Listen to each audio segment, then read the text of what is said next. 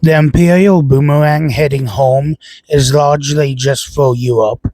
We see how the United Settlements was founded on the very violence we see today, specifically against African and indigenous people. The USA has exported said violence globally. You cannot talk about US imperialism while ignoring settler colonialism. The centuries of violence up to genocides against black and indigenous people is a major reason we are seeing the violence we are seeing today.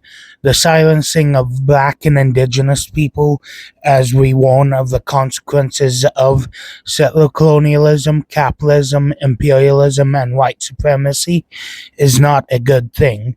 It resulted in even settlers being killed by the state. The unmitigated spread of disease is likewise another part of settler colonialism, capitalism, imperialism, and white supremacy. COVID-19 pandemic that is still ongoing and worsening is a prime example of this.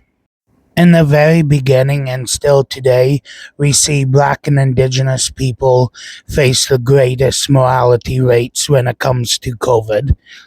Law enforcement violence, such as the police and ICE, is another part of the systematic racism we see.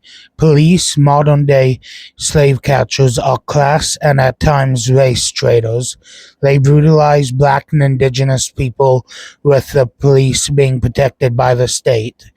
Philando Castile, a black man who had a legal firearm, was stopped by the police. His girlfriend recorded the police officer who would go on to kill him.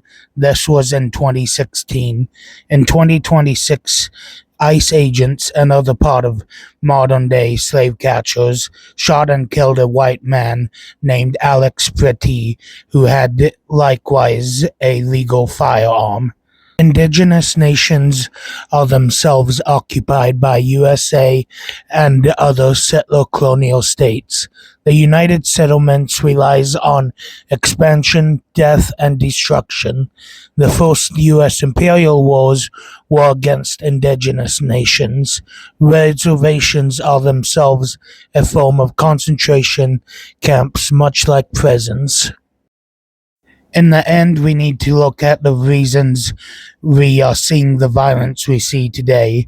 We need to dismantle these oppressive systems and fight back against those who seek to uphold it.